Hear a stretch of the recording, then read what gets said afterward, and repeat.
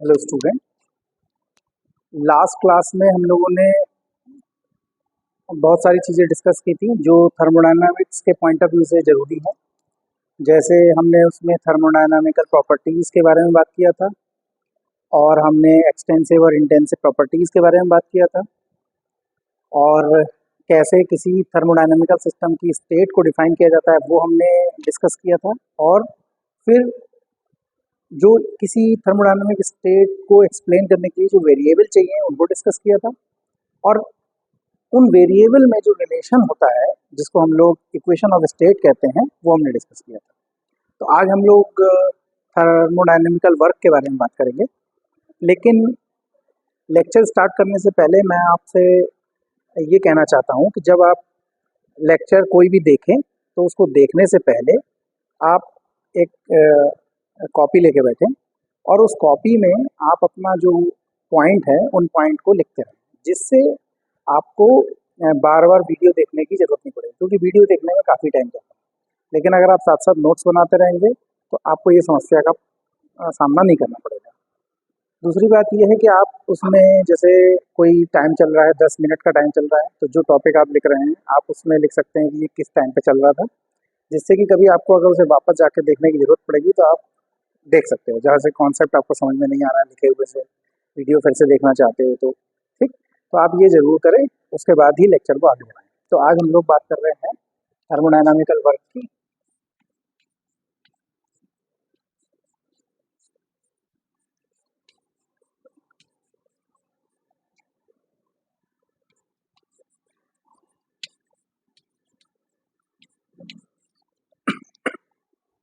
तो जब हम पहली बार इस टॉपिक को देखते हैं तो हमें याद आता है कि वर्क तो हमने मैकेनिक्स में पढ़ा था, और वो वर्क क्या होता है उसकी डेफिनेशन होती है, और वो होता है force into displacement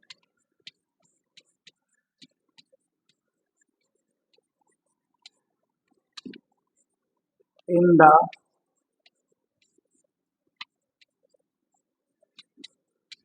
direction of force.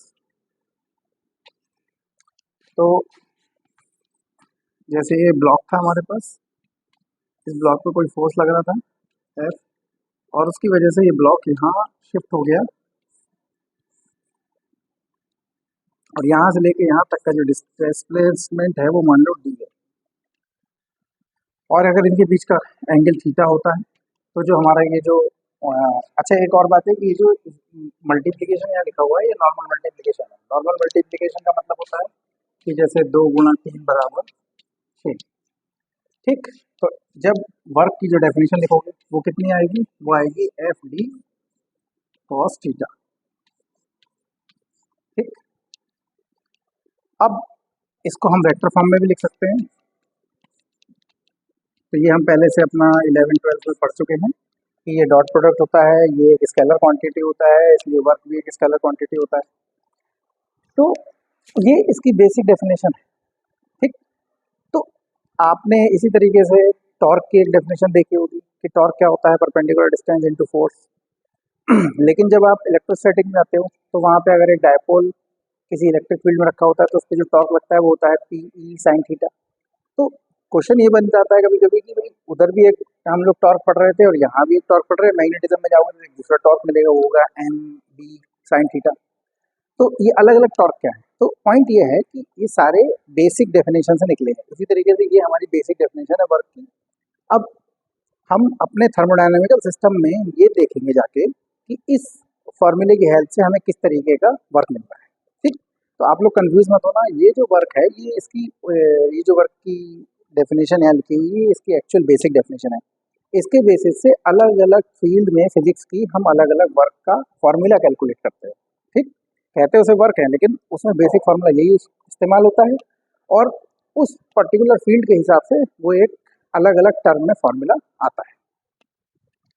ठीक है, तो एग्जाम्पल के तौर पे हम लोग देखते हैं। तो हम जब हम थर्मोडायनामिक्स की बात कर रहे हैं तो सबसे आसान तरीका ये होता है किसी थर्मोडायनामिक्स के सिस्टम को एक्सप्लेन करने के लिए कि हम उसमें पिस्टन और सिलेंडर को ले लें। हमारे पास और बहुत सारे तरीके भी होते हैं जिसकी हेल्प से हम सिस्टम और पिस्टन में सिलेंडर और पिस्टन के अलावा भी कुछ सिस्टम लेके थर्मोडायनामिक्स के लॉज को एक्सप्लेन कर सकते हैं। लेकिन फिलहाल हम अभी एक सिस्टम ऐसा ले रहे हैं जिसमें एक सिलेंडर है, एक पिस्टन है और जिसमें एक गैस है। ठीक है, तो हमारे पास एक सिलेंडर है, इसमें एक पिस्टन लगा हुआ है और इसमें एक गैस है।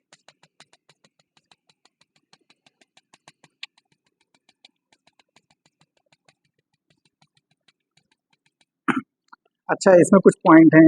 एक पॉइंट ये है कि इसका टेम्परेचर T है। ठीक, एक पॉइंट ये है कि इसमें जो घर्षण है वो 0 है, यानी कि फ्रिक्शन 0 है। देखिए, मुझे पता है कि फ्रिक्शन नॉर्मली रियल सिस्टम में 0 नहीं होता है, लेकिन हमें पता है कि जो फ्रिक्शन है वो भी एक तरीके का फोर्स है। तो अगर अभी हम पहले एक ऐसा सिस्टम डील कर रहे हैं जिसमें फ्रिक्शन नहीं है और उसके हिसाब से फार्मूला डेराइव कर रहे हैं, बाद में अगर हमें फ्रिक्शन को इंक्लूड करना होगा तो फ्रिक्शन भी एक तरीके का फोर्स है जिसकी डायरेक्शन रिलेटिव मोशन की डायरेक्शन के अपोजिट होती है। बस इतना ही ध्यान रख के जो टोटल फोर्स है उसमें हम उसको जोड़ देंगे। ठीक है, तो कोई बहुत समस्या की बात नहीं। अच्छा, देखिए, जब हम जैसे आप लोगों ने होली में जो पिचकारी देखी होगी तो आपने उसमें देखा होगा कि अगर आप उसको बाहर निकालो तो उसमें एक रबर का ऐसा दिखता है जो बेसिकली एक तरीके का पिस्टन का काम करता है। इसी तरीके से आपने घर में देखा होगा कि जो हैंड पंप होता है, हैंड पंप को जब कभी खोलते हैं तो उसके अंदर एक अंदर कटोरी टाइप की निकलती है चमड़े की, जो उसके लिए वाल्व का काम करती है। ठीक है, तो वो भी एक तरीके का पिस्टन है। इसके अलावा आपने सिरिंज देखी होगी, तो सिरिंज का जो हैंडल होता है उसमें आगे एक रबर से लगी होती है, वो बेसिकली एक तरीके का पिस्टन है। तो कहने का मेरा मतलब ये है कि अगर आप पिस्टन को निकाल के देखोगे तो आपको एक ऐसा सर्कल टाइप का दिखाई देगा। तो बिल्कुल ये जो पिस्टन है तो ये भी एक तरीके का सर्कल टाइप का होगा, तो इसका एक एरिया होगा। अब इसमें एक गैस भरी है जिसका टेम्परेचर T है, तो मान लेते हैं कि इसका प्रेशर जो है P है। तो हम ये निकालें कि यहाँ पे कितना फोर्स लग रहा है, तो हम निकाल सकते हैं। हमारे पास जो प्रेशर का फॉर्मूला आता है, प्रेशर किसको बोलते हैं कि किसी सरफेस पर, कोई सरफेस है, उस सरफेस पर परपेंडिकुलर फोर्स अगर कोई लग रहा है तो perpendicular force per unit area ही उसका दाब या प्रेशर कहलाता है। तो आप देख ही रहे हो कि ये फोर्स जो है, जो गैस का फोर्स है, वो इस पिस्टन पे परपेंडिकुलर लग रहा होगा। तो आप निकाल सकते हो कि फोर्स कितना है, वो हो जाएगा P × A। ठीक, अब मान लो इस प्रेशर की वजह से ये पिस्टन थोड़ा सा ऊपर की तरफ खिसक गया है, तो मान लीजिए खिसक गया पिस्टन, पिस्टन यहाँ पहुंच गया और मान लो कि ये डेल्टा एक्स है। तो अगर अब देखो क्या है, फोर्स ऊपर लग रहा है, ये फोर्स है, और इधर डिस्प्लेसमेंट हो रहा है, तो हमारे पास एक वर्क डन आ जाएगा जिसको हम लोग डेल्टा डब्ल्यू कहते हैं। और वो इस फॉर्मूले से कितना हो जाएगा, जो पीछे वाला फॉर्मूला था, फोर्स इंटू डिस्प्लेसमेंट। ध्यान रखना ये नॉर्मल मल्टीप्लिकेशन है क्योंकि अभी हम इसको वर्क डन स्केलर होता है, बस 2 × 3 6 होता है वैसा लिख रहे हैं। तो एफ हो गया हमारे पास P × A और ये हो गया डेल्टा एक्स। अब जरा ध्यान से देखो, आप अगर आप इतने हिस्से को देखो तो ये भी एक तरीके का सिलेंडर हुआ, और ये सिलेंडर ऐसा हुआ जिसका एरिया A है और जिसकी लेंथ डेल्टा एक्स है। तो हम इस पूरे को लिख सकते हैं P × delta V। Delta V क्या है, इतने हिस्से का वॉल्यूम है, और ये किसके बराबर है, देखो अगर मैं इसको VI लिख दूं और इस पूरे को VF लिख दूं, मतलब इतने हिस्से का वॉल्यूम VF है, V फाइनल, और इतने हिस्से का वॉल्यूम जो है VI है, मतलब E इनिशियल। तो V को हम लिख सकते हैं VF - VI। ठीक, ये हो गया हमारे पास वर्क डन। इसमें एक चीज़ हमने कही नहीं, लेकिन वो बात अंडरस्टूड टाइप की थी, और वो ये थी कि जो वर्क डन है उस होते समय प्रेशर कांस्टेंट रह रहा है। हमने कुछ ऐसा सेटअप किया है कि प्रेशर कांस्टेंट रहे। ठीक है, बहुत सारे केसेस में ऐसा होता है कि प्रेशर कांस्टेंट नहीं रहेगा और आपको समझ में भी आ रहा है, लेकिन हम अभी ये कह रहे हैं कि प्रेशर को कांस्टेंट हमने किया हुआ है।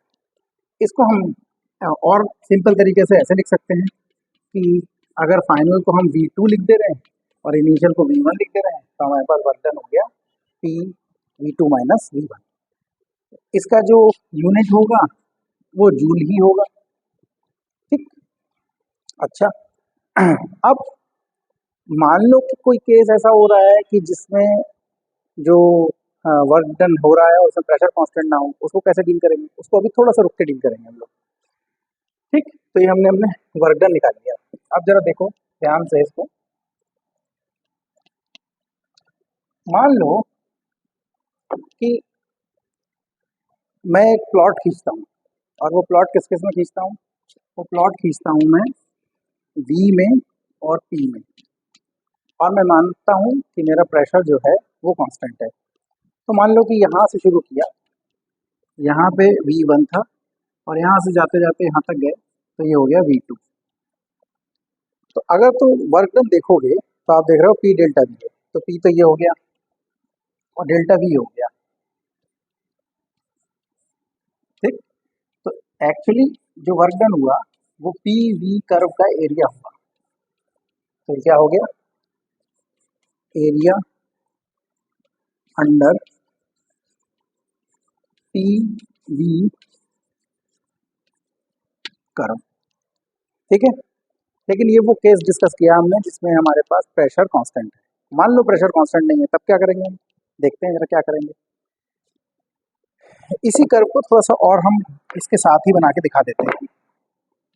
ये हमारे पास मान लो ये V है और ये P है, तो प्रेशर ऐसे ऐसे चेंज हो रहा है मान लो।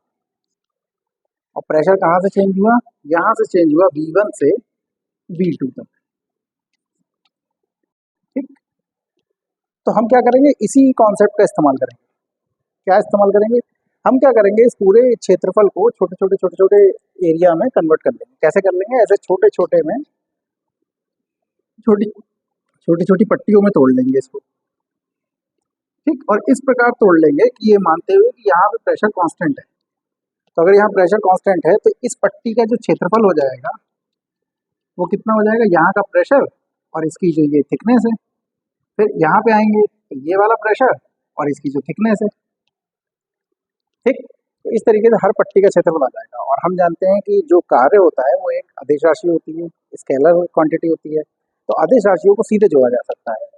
तो अगर मान लो कि इस हिस्से में जो कार्य हुआ वो W1 हुआ, दूसरे वाले में हुआ डेल्टा W2 हुआ, ऐसे ही यहाँ तक आते आते जो कार्य हुआ वो हुआ डेल्टा WN। तो जो टोटल वर्क डन हो जाएगा वो कितना हो जाएगा? सबको जोड़ना पड़ेगा, तो कितना होगा? Summation WI। ठीक है, एक तो ये तरीका हो गया। लेकिन हम लोगों ने 11th 12th में पढ़ा है कि ये करने की जरूरत नहीं है। हमारे पास एक बहुत शानदार टेक्निक है, और जिस टेक्निक को हम बोलते हैं इंटीग्रेशन। तो ये ना करके हम ये कर सकते हैं कि वर्क डन जो है हमारा, उसे हम लिख सकते हैं W is equal to integral P D V I to V L, या इसको V2 लिख लो और इसको V1 लिख लो। ठीक है, ये हम लोग कर सकते हैं।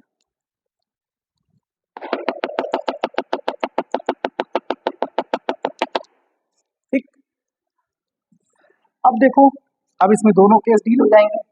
कौन कौन से डील हो जाएंगे? अगर आपको याद होगा कि आप लोगों ने इंटीग्रेशन में एक टेक्निक पढ़ी थी। क्या पढ़ी थी? कि अगर हमारे पास कोई इंटीग्रल है f(x) is equal to integral x1 to x2 के f(x) dx, तो अगर k कांस्टेंट होता था तो k इंटीग्रल के बाहर आ जाता था। ठीक है, तो अब दो ही केस हो सकते हैं। पहला केस हो सकता है p कांस्टेंट है, तो p कांस्टेंट है तो ये इंटीग्रल किसके बराबर हो जाएगा? p बाहर आ जाएगा और इंटीग्रल बचेगा V1 से V2 dv। इसका आंसर हो जाएगा सीधे सीधे V2 माइनस V1। बढ़िया हो गया, क्योंकि जो प्रेशर कांस्टेंट में हमने वर्क डन की जो डेफिनेशन निकाली थी वो दी गई थी। और अगर p कांस्टेंट नहीं है, दूसरा केस क्या हो सकता है? p not constant. तो जो वर्क डन हो जाएगा वो हो जाएगा सिंपली p dv V1 से V2 तक हो जाएगा। ठीक, तो दोनों केस हम लोग डील कर सकते हैं। ठीक है, ठीक है, चलो अब आगे बढ़ते तो हमने क्या सीखा कि अगर हमारे पास एक थर्मोडायनेमिकल सिस्टम है तो उसमें अगर वर्क डन चाहिए हमको तो वर्क डन होता है पी डी वी या पी डेल्टा वी। ठीक, इतना हमको चाहिए। जरा इस केस को डिस्कस कर लेते हैं।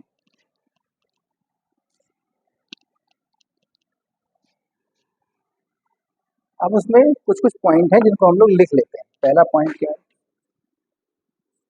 वो ये है थर्मोडायनामिकल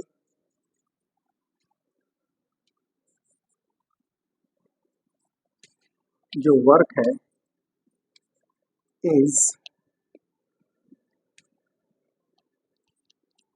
एरिया अंडर द पीवी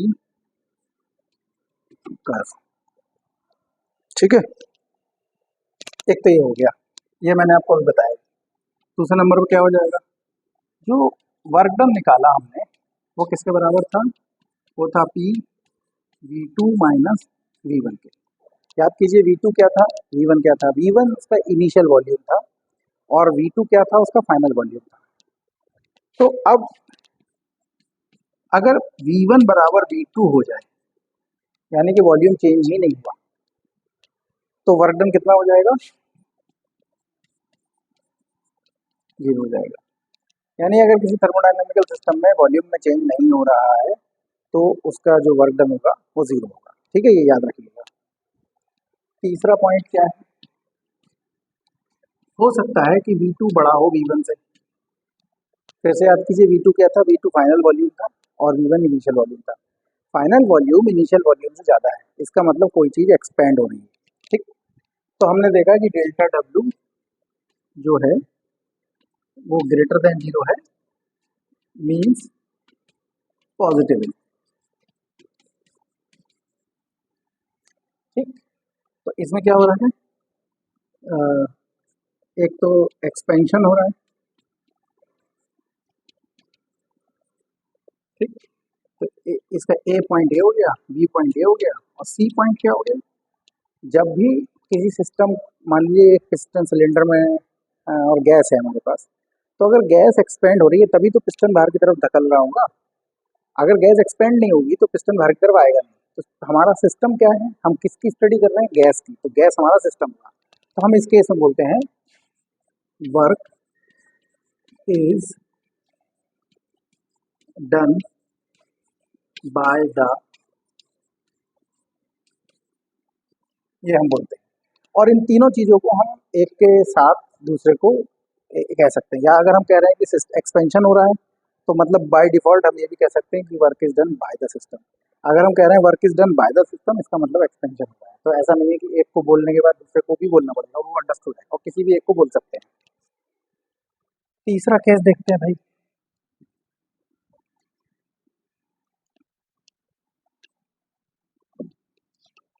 तीसरा केस क्या है, ये चौथा केस।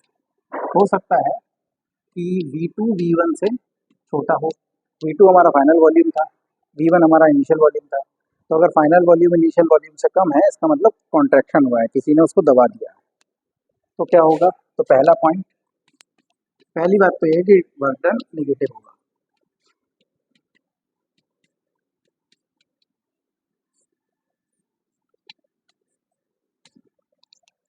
ठीक, अच्छा ये भी ध्यान रखना, अभी हमें आगे इस्तेमाल होगा कि कभी बोलेगा वर्क डन पॉजिटिव है, कभी बोलेगा वर्क डन निगेटिव है, कभी बोलेगा कि work is done on the system, कभी बोलेगा work is done by the system. तो जब कहेगा कि work is done by the system तो हमें डेल्टा डब्ल्यू को पॉजिटिव लेना है। तो ये निगेटिव हो गया। दूसरा, हमें पता है कॉन्ट्रैक्शन हो रहा है।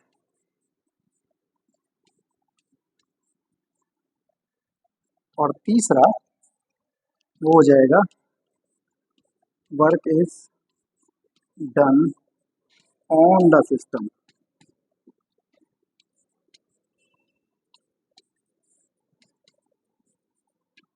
ठीक है, तो हमने क्या सीखा कि वर्क डन होता है P delta we. Work done कैसे निकाल सकते हैं, या तो फॉर्मूले से निकाल सकते हैं या एरिया निकाल लें हम पी और वी कर्व का। अगर वॉल्यूम एक्सपेंड, वॉल्यूम बढ़ रहा है तो वर्क डन पॉजिटिव होगा और work is done by the system बोलेंगे। अगर वॉल्यूम कम हो रहा है तो work is done on the system बोलेंगे और वर्क डन नेगेटिव होगा। ठीक है। एक पॉइंट है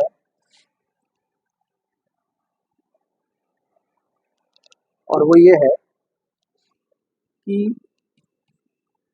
अगर हमारे पास प्रेशर कांस्टेंट रहे तो कोई प्रॉब्लम नहीं है, लेकिन वॉल्यूम कांस्टेंट रहने पर वो वर्क डन जीरो हो जाएगा। ठीक। इसके बाद जरा देखो, ये हमारा वॉल्यूम था और ये हमारा प्रेशर था। हम यहाँ पे थे, ये V1 था और ये V2 था। ठीक। इसको A लिख लो, इसको B लिख लो, इस पॉइंट को C लिख लो, इस पॉइंट को E लिख लो।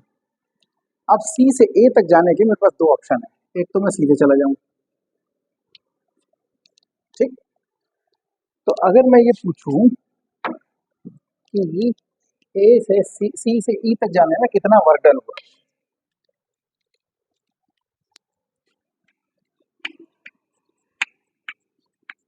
Work done in C to E। तो अभी हमने सीखा कि वर्क डन निकालने के दो तरीके हैं, या तो फॉर्मूले से निकाल लो या फिर तुम ग्राफ से निकाल लो। तो ग्राफ हमें दिख रहा है, तो ये किसके बराबर हुआ, ये इस एरिया के बराबर हुआ।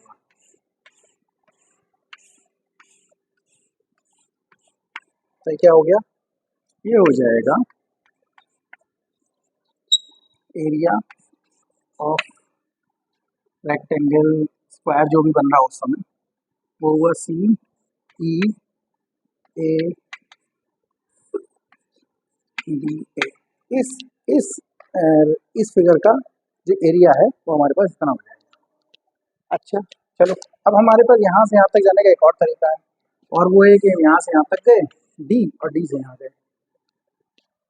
तो अब मैं निकालता हूँ वर्क डन।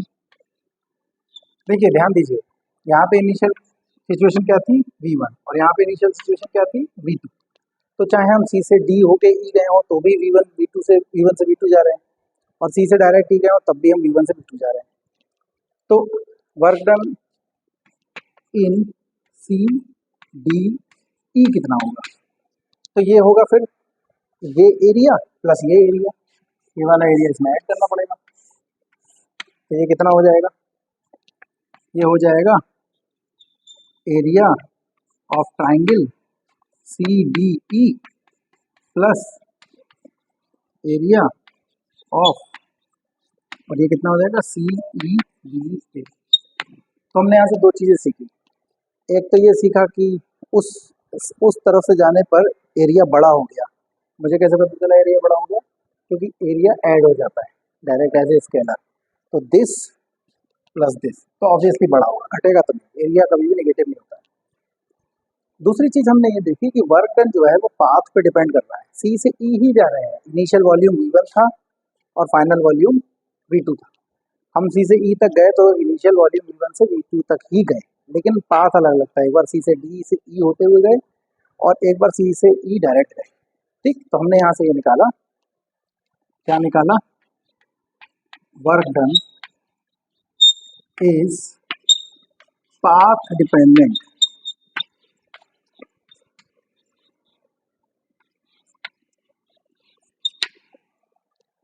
ठीक। तो हमने 4-5 पॉइंट अपने सीख लिए, और ये 4-5 पॉइंट जो हैं हमारे जो भी हम प्रॉब्लम सॉल्व करेंगे उसमें आता रहेगा। ठीक।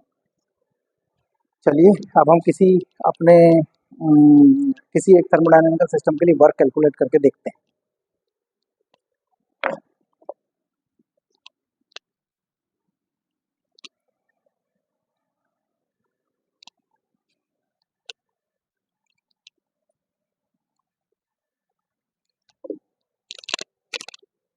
तो हमारे पास एक चीज होती है बॉयल्स लॉ। बॉयल्स लॉ क्या कहता है कि अगर आपके पास कोई एक गैस है और उस गैस का अमाउंट फिक्स कर दिया आपने, मान लीजिए 1 मोल गैस ले ली या 2 मोल ले ली, 10 मोल ले ली, जितनी भी ले ली, अमाउंट फिक्स कर देना है। और जब गैस का अमाउंट आपने फिक्स कर दिया, उस समय अगर टेम्परेचर कांस्टेंट रहता है तो जो प्रेशर होता है वो वॉल्यूम के इनवर्सली प्रोपोर्शनल होता है, या उल्टा बोलते हैं कि वॉल्यूम जो है प्रेशर के इनवर्सली प्रोपोर्शनल होता है। तो बॉयल्स लॉ क्या कहता है, for a constant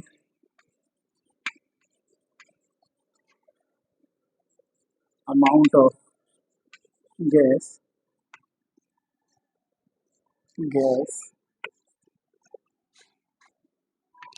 at constant temperature, pressure inversely proportional to V। अब आप जानते हो कि इनवर्सली प्रोपोर्शनल का साइन हटेगा तो यहाँ पे कांस्टेंट आ जाएगा। ठीक, वो कांस्टेंट को मैं के लिख दे रहा हूँ। ठीक है, आप लोग के को ये मत सोचना कि वो बोल्ट्जमैन कांस्टेंट है, के कोई कांस्टेंट है। आप के की जगह कुछ और भी लिख सकते थे, आप सी भी लिख सकते थे। ठीक, तो ये हमें बता दिया बॉयज लॉ है। अब देखते हैं कि कोई गैस है जो बॉयज लॉ को फॉलो कर रही है, तो उसमें वॉल्यूम में अगर चेंज हो रहा है तो वर्क डन कितना होगा। तो वर्क डन का डेफिनेशन क्या है हमारे पास? वर्क डन का डेफिनेशन है V1 से V2 PdV। तो P को देखना पड़ेगा कि P चेंज हो रहा है या नहीं हो रहा है वॉल्यूम के साथ। देखिए P चेंज हो सकता है, लेकिन वो वॉल्यूम के साथ अगर चेंज हो रहा है तो तुम्हें इंटीग्रल के साथ उसे रखना पड़ेगा। ठीक, तो P कैसे चेंज हो रहा है? K/V। तो ये हो जाएगा हमारे पास V1 से V2 K/V dV। तो K कांस्टेंट है तो इंटीग्रल के बाहर आ जाएगा और हमारे पास बचेगा dV/V V1 से V2। तो 1/x का इंटीग्रल कितना होता है? ln x। तो यहाँ पे x की जगह v है तो 1/v भी x हो जाएगा। तो जिसका आंसर आ जाएगा वो आ जाएगा k ln v v1 से v2। तो आंसर हो गया k ln v2 upon v1। ठीक है, वो कैसे आया आपको पता है, सिंपल नॉर्मल इंटीग्रेशन है। तो ये हमारा जो वर्क डन हुआ, ये कौन सा वर्क डन है? Thermodynamical work done. और किसके लिए है? एक ऐसी गैस के लिए है जो बॉयल्स लॉ को फॉलो करती है। ठीक, तो आसान है कैलकुलेट करना। ठीक, अब हम कोई दूसरा सिस्टम ले लेते हैं। तो जैसे मैंने कहा था कि हम लेके चले थे वो मैकेनिक्स वाली definition F D cos theta वाली, और उससे हमें फॉर्मूला मिल गया ये पी डी। तो ऐसा नहीं है कि वर्क का फॉर्मूला चेंज हो गया, अगर तुम इसकी डायमेंशन चेक करोगे तो बिल्कुल वही डायमेंशन आएंगी जो उधर आ रही है। आना भी चाहिए, क्यों? क्योंकि ये फॉर्मूला किससे आया है? ये फॉर्मूला उसी फॉर्मूले से आया है एफ डी कॉस थीटा से। ठीक, लेकिन ये थर्मोडायनामिकल वर्क डन है, वो मैकेनिकल वर्क डन है। इसलिए यहाँ पे जो पैरामीटर है वो थर्मोडायनामिकल पैरामीटर है, पी है, वी है।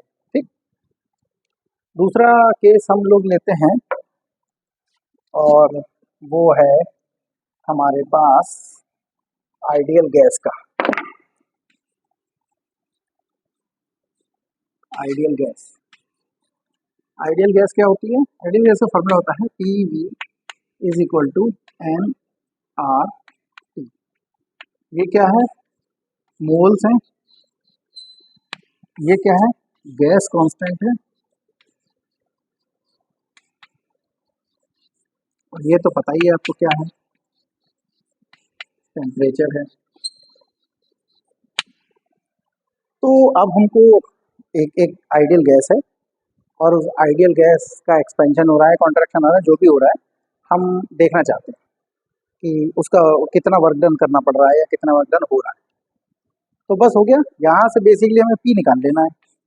पी कितना हो जाएगा? N R T upon V. इसको यहाँ रख देना है, फॉर्मूला सब कुछ वैसा का वैसा ही रहेगा। बस इसकी जगह हमें N R T upon V रख देना है। अब एन कांस्टेंट है, आर कांस्टेंट है, टी कांस्टेंट है।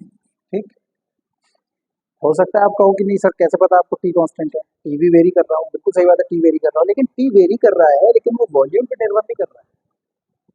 ठीक, इसलिए हम टी को बाहर निकाल सकते हैं। तो ये हो गया हमारे पास एन आर टी, और यहाँ के की जगह आ गया हमारे पास एन आर टी। बाकी का सब वैसा का वैसा ही है। ठीक, तो ये हो गया हमारा वर्क डन आइडियल गैस के लिए।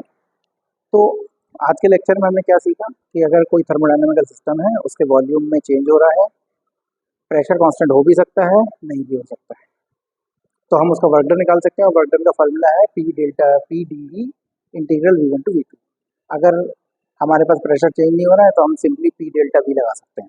हमने ये सीखा कि अगर वॉल्यूम में चेंज नहीं हो रहा है तो वर्क डन जीरो होगा। हमने ये सीखा कि अगर वॉल्यूम एक्सपेंड हो रहा है तो work done by the system होगा और वर्क डन पॉजिटिव होगा। हमने ये सीखा कि अगर वॉल्यूम कॉन्ट्रैक्ट हो रहा है तो work done on the system है और वर्क डन नेगेटिव होगा। हमने ये देखा कि वर्क डन को निकालने के लिए हम एरिया अंडर पीवी कर्व निकाल सकते हैं। हमने ये देखा कि जो वर्क डन है वो पाथ पे डिपेंड कर रहा है, कौन सा पाथ आपने लिया है उसी हिसाब से डिसाइड होगा कि कितना एरिया कवर किया और उसी हिसाब से एक्चुअली आपके पास जो टोटल वर्क डन है वो आपको मिलेगा। हमने बॉयल्स एक ऐसी गैस जो बॉयल्स लॉ को फॉलो करती है उसके लिए हमने वर्क डन कैलकुलेट किया। हमने एक आइडियल गैस जिसके पास एन मोल थे टी टेम्परेचर पे थी उसके लिए भी वर्क डन कैलकुलेट किया। तो ये काम आज हमने किया और ये पूरा हो गया हमारा। अगले क्लास में हम हो सकता है कि कुछ इसके न्यूमेरिकल ले लें, कैसे वर्क डन कैलकुलेट करते हैं रियल में और उसको सॉल्व करके दिखा सकते हैं। हम आगे भी बढ़ सकते हैं और बाद में सीधे एक साथ करके दिखा सकते हैं। जो पॉइंट है उन पॉइंट को याद रखिएगा। एक और इम्पोर्टेंट बात है कि आप लोग नोट्स बनाते रहिए, क्योंकि आप नोट्स नहीं बनाएंगे तो आपको फिर से दोबारा करने के लिए आपको ये वीडियो देखना पड़ेगा और वीडियो देखने में काफ़ी समय जाता है। तो हम तैयारी कर रहे हैं नेट के हिसाब से, तो जब हमारे पास एक बार नोट्स रहेगा तो बार बार वीडियो देखने की ज़रूरत हमको नहीं पड़ेगी। ठीक है, और आप लोगों के जो क्वेश्चन होंगे, कमेंट होंगे, वो आप वीडियो में लिख दीजिए। ठीक है, थैंक यू।